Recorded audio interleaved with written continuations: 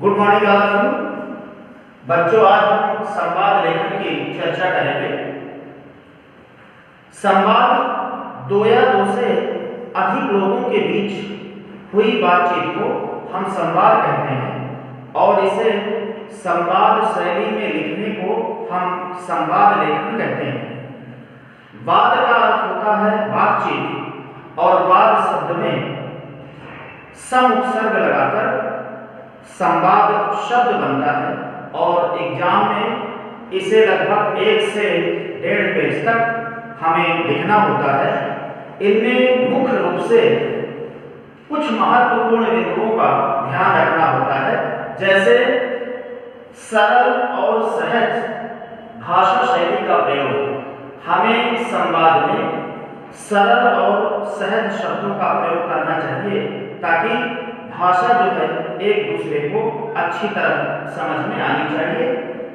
पात्रों के अनुकूल भाषा शैली, हम जैसे पात्रों का चयन करते हैं, जिन लोगों की बातचीत हो रही है उनके अनुकूल भाषा शैली का प्रयोग होना चाहिए। शब्द सीमा के भीतर एक दूसरे से जुड़े सार्थक और उद्देश्यपूर्ण संवाद।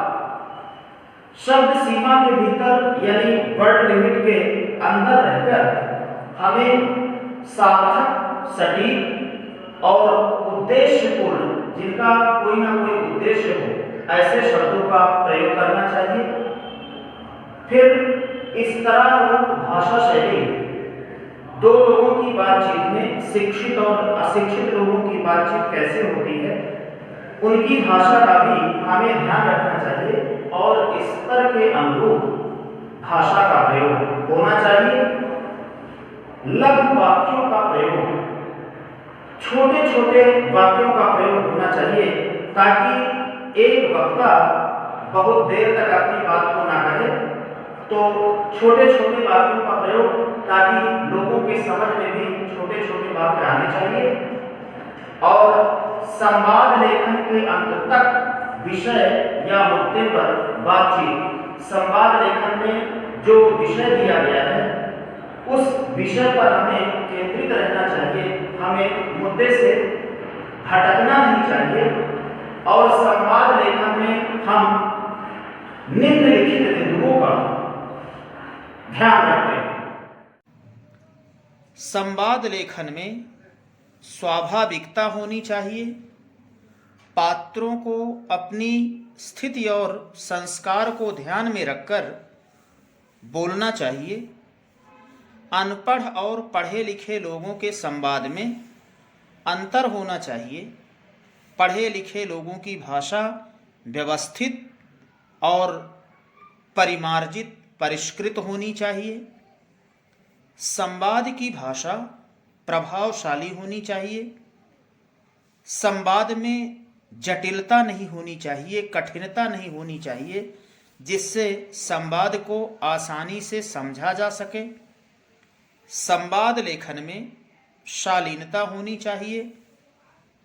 एक व्यक्ति के संवाद को लंबा नहीं खींचना चाहिए, बहुत देर तक नहीं होना चाहिए और अशुद्धियों से बचना चाहिए। अब देखेंगे कि किस तरह के संवाद एग्जाम में पूछे जाते हैं। दो संवाद लेखन में से कोई एक करना होगा।